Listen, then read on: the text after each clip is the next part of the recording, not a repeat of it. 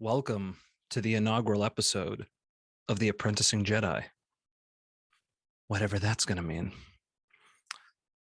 It was after probably the 10th time that somebody asked me, it must have been the 25th time actually. Somebody asked me if I have a podcast that I finally decided I need to get off my ass and make one. And the reason why I'm making one is that my entire life flipped upside down a couple of years ago.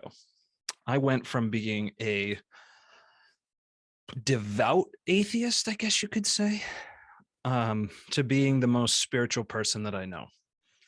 And that is a hell of a feat in that kind of a span of time, especially since during that time, I've been under incredible pressure from a bunch of different angles.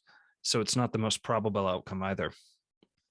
Anyway, where I was, it's frankly on the verge of divorce and death, not the double D you're looking for in your life, regardless of your sexual orientation. And that was despite, having a handsome amount of privilege on my side, working relentlessly for 20 years on self-improvement. I can remember as early as 2003, I was driving around Automobile University. I had found this place, simplyaudiobooks.com. I think it was a Canadian company, but they were shipping out of New York. And it was fantastic. And you'd get a credit or 2 credits every month. And they send you, I remember some of the books that I had were like 50 CDs long. Anyway, this is all before Audible, especially when you could start to speed things up. But I went through so much time on self-improvement conferences, Tony Robbins, well over a decade in therapy between individual and couples therapy. And it's still at, mid to late 30s, I was on the verge of a heart attack and unable to sit in the same room as my wife on some days. And it was all because I had designed my life in such a way that I was constantly trying to get the universe to only ever give me what I wanted and never give me what I don't, because I was simply unable to deal with what it felt like when it hurt. And that was because I was carrying around the toxic load of a lifetime. But we'll get more into that later. So what really tipped this thing off, like the very first component that I can remember, is I was having challenges with the kids, being upstairs and getting into, just having kid fun, jumping off of stuff and just making a ruckus. But it was causing a real serious fight or flight response in me. And eventually, Meg and I were sitting downstairs one day and she asked me, was there anything in my childhood I could remember? And it all came back to me. And I had this crazy somatic release.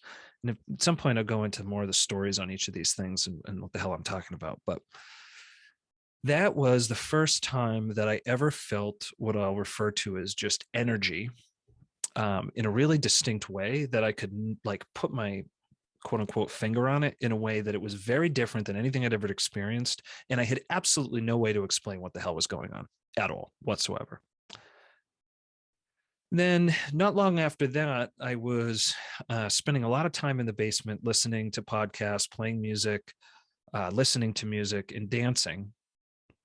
And it was in the middle of I don't know if you call it a trance dance or what, but I was just kind of lost in the music. And it was the first time in my whole life that I didn't think about what anyone else was thinking. Like I had absolutely no care of judgment. If someone was looking in the window, peeking down the stairs, like I just didn't care. And I just danced like my pure truth that I could. And I just felt this crazy rush of energy again, very different than the last time, but same kind of concept, like just raging through me, right through the center of me. And this one was just a lot more beautiful to experience. And, you know, I didn't really tell anybody about it at the time because, like, I had no vocabulary for it. I mean, I told Meg, but it was just, other than that, um, there wasn't much to share because it's like, what the hell is it exactly that's going on? I have literally no idea. Then in December of 2020, I had two good friends give me an incredible gift, one audiobook and one physical. And they were both the same recommendation, which was The Untethered Soul by Michael Singer. And that book posed a question very early in the book that absolutely split my head open like an axe cleaving an apple, which is, who are you? Really? Who are you? And I had never postulated behind the body and behind the mind, the one who knows if I did or didn't dream. Who is that? Who is that consciousness? And that one question absolutely sent me on a free fall into spirituality. And at the time, I had just started with sensory deprivation floats again. I had been doing it previously, and not to no effect, but I would say to limited effect. It had a relaxing impact. It was great for the body. I mean, just for inflammation alone, it's so incredible. And of course, just being able to relax for an hour by yourself, I mean, it's just, for that alone, it's worth it. But now when I went back in, again, this is end of December, and I was just in between jobs, and I had 2 weeks to really just unplug and contemplate and just get still. And I had a profound awakening where I fell into what I have now learned was most likely some version of samadhi, where your soul begins to merge with the universal soul and universal consciousness. And that experience, as you might imagine, by the simple initial description, was something else to behold. And I've got some video that I recorded immediately after that I'll splice into one of these in the future. And I'll probably put the whole thing up eventually. But that, as you can imagine, just put me in a really weird spot, because all of a sudden, everything that I thought mattered before about achievement or status or goals or anything suddenly meant nothing. And all of a sudden, I find that there's no problems except of my own creation. And you discover that there's an unbelievable amount of time we spend as human beings when we congregate complaining about things. And you can't complain about something unless you have a problem. And so if you have no problems, you see where I'm going with this. It was anybody who was interacting with me in the first half of 2021. Of course, we're all going through COVID, so everything and everybody was bananas. But I mean, I was in a particularly special spot because my mind was getting torn apart. I had no idea what was important anymore. I could tell what was true. I was being drawn towards that. But, people weren't necessarily embracing the way I was showing up. Now, the people that really love me and that I was able to show up with love were patient and did help me, keep moving down the path. And then eventually, through the summer, there was I don't know exactly what the turning point was, but I basically realized that the only thing that matters is to surrender. And when I say to surrender, what I mean is that the universe, there's 14 billion years of things that have happened, whether you believe in the Big Bang or not. There's lots and lots of history across a very broad expanse. And we can only see and measure like a preposterously small amount of it. But that doesn't mean that all of it doesn't impact each other part. So the number of factors that influence the instant unfolding in front of you is so many, it's laughable. And, to go around with the notion that we as any individual even should have a say over what that next instant unfolds like is a level of hubris reserved specially for us, and just obviously mathematically impossible. It's just ludicrous from the jump, right? Like if you think about it that way, it's, of course you're going to suffer because you've asked your mind to do something that's literally impossible. It's just literally impossible. Anyway, so I've been thinking about this stuff pretty well nonstop for over a year. And I figured that it makes sense to finally start to put this stuff out there. And what made me decide to do that specifically is I started having some conversations with folks in person, online, over the phone, through multiple different communities. And I came to the conclusion that there's a lot of people who are hurting out there. And if even one person gets even a small amount of benefit from this, then it was worth doing. So fuck it. Let's go. Anyway, I'm gonna wrap this one early and leave with 5 conclusions, and I'll unpack them as future sort of installments. The first one is that everything is energy. And I'll give you the quick version of it. If you just keep going down your microscope, there's nothing there. So, you look at your hand, you're like, oh, that's solid. That's a thing. No, it's not. Zoom in. What do you see? Cells. Zoom in. What do you see? Molecules. Zoom in. What do you see? Atoms. Zoom in. What do you see? Atomic particles. Zoom in. What do you see? Subatomic particles. Right? You keep going. Then you get down to leptons, bosons, quarks. And you keep going. And it's just waves of energy, like trapped in a slow vibrating pattern. And that's it. There's nothing anywhere. Even if you just look at an atom at that level alone, if a nucleus was my fist, the closest electron is like miles away. So even if you thought at the atomic level that was solid, that those protons and neutrons were solid, it still doesn't matter because most of that space is empty. So everything is a hologram. But it's a hologram derived from timeless energy. So that's a fun one. That'll be a fun one. Number 2, and this came out of the question, who am I? And the obvious thing is that I am not my body, my emotions, or my mind.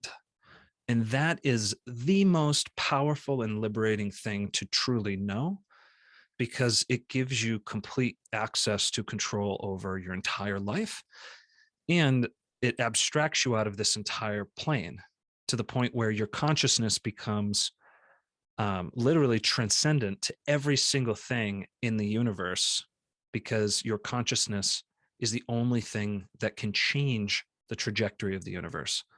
We'll talk more about that after. There's no problems outside the human mind. That's number 3. People have a real hard time with that one. But it's definitely true. There are no problems outside the human mind. Everything just is. It just is. It's like what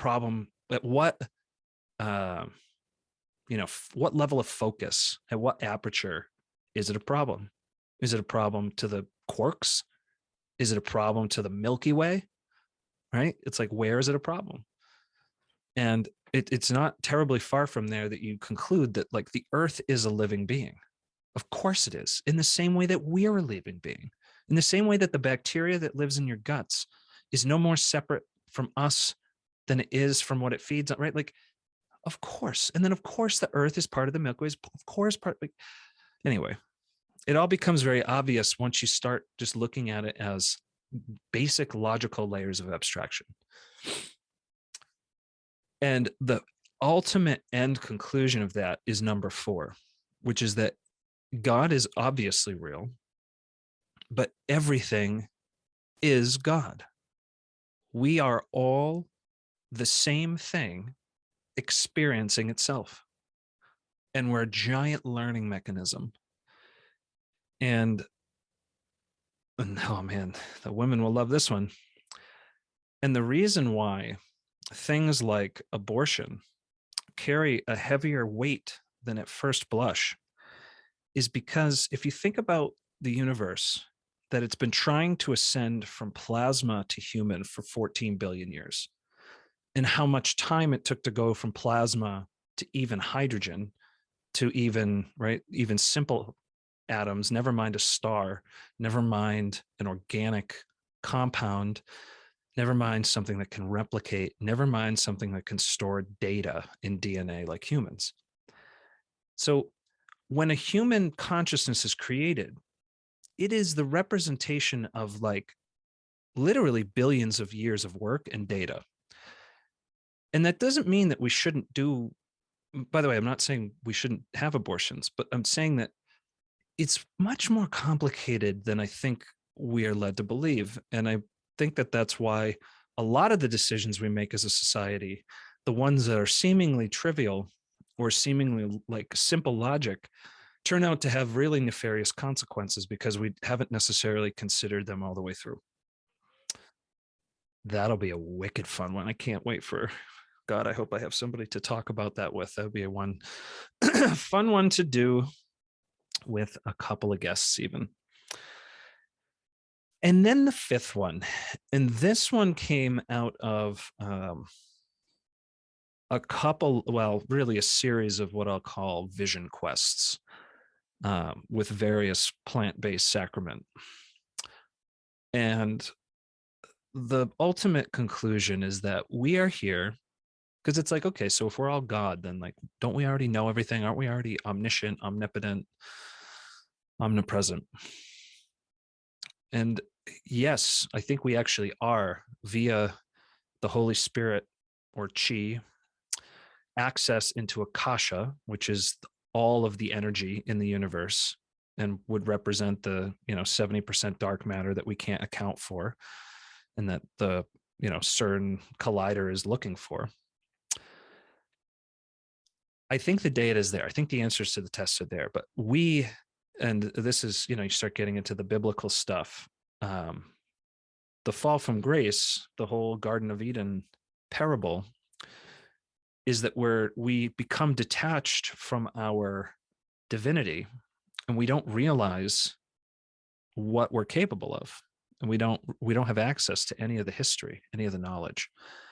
And whether it's because it's some sort of game or it's some sort of like cosmic machine learning, or if it's arbitrary, or if it's, and this is a fun one, you can never get out of a coin flip's chance that this isn't base reality. And we are in the whole universe, every single bit of it, including like the God aspect of it, is all still just a self-contained like subroutine of a artificial intelligence, like just a metaverse of some kind. I don't think it's possible to get outside of a coin flip chance because you'll never be able to abstract outside your own operating system. You can't do it. It's not possible. So we'll literally never be able to know. And that unto itself is just really fascinating. And that's, part of the stages of where you start to get tripped. It's really fun going through this at sort of warp speed. I say that because of all the self-development, all the counseling, all the stuff I had done. As I started getting into this, things really fell into place pretty quickly. And I was able to accelerate stuff, I'm going to say, at a pretty handsome multiple faster than it would appear the average individual does. But at the end of the day, my observation is it's all love. Everything is love. We are all love, and we're here to learn. What are we here to learn? Why are we here to learn it? Absolutely no fucking idea whatsoever. Literally none. But I know that there's nothing, period, that feels better than loving or being loved. And learning is, to me, the most obvious thing that evolution is doing. You know, the reason why killing a 2,000-year-old tree is such a damn criminal act is because in that tree is stored the information about the entire ecosystem within miles, because that tree has been trading data and nutrients with the, mycelium of the fungi in the soil for millennia. And that's a lot of data. And if we look at evolution as a continuously um, infinitely complicating aggregation of data, we don't know what the next thing is past humans, but there's no reason for us to believe we're at the end. So I'll leave you with this. What if, my friends, what if you could get to heaven on earth? What if that's what nirvana is? What if that's where Buddha went? And what if that's where Christ went? And in the same way that, 30,000 years ago, we were doing cave paintings, and 3 million years before that, we were just, throwing rocks and just crawling out of trees. 2,000 years after Christ, what if we all were just supposed to become Christ? What if what we're supposed to do is to just hollow ourselves out and give ourselves over to the universe and see what happens? Because I'll tell you, I've been doing it for a year, and I can't even believe the bounty that's being laid at my feet. And every day gets better. And seemingly, the people around me, their lives are getting better. And all of it because I don't care about me, meaning I'm trying to destroy me, the ego that is me. I'm trying to eliminate and annihilate every single one of my wants and needs. It's a wild ride, friends. So hopefully somebody found this useful. If nothing else, I have to imagine some of you are going to find it interesting, whether that's lovers or haters. But for now, my friends, I will leave you and bid adieu, and you can count on much more of me waxing poetic about nonsense, whether it's Into the Darkness by myself or hopefully with some guests soon. So until next time, this is the Apprenticing Jedi. Good night.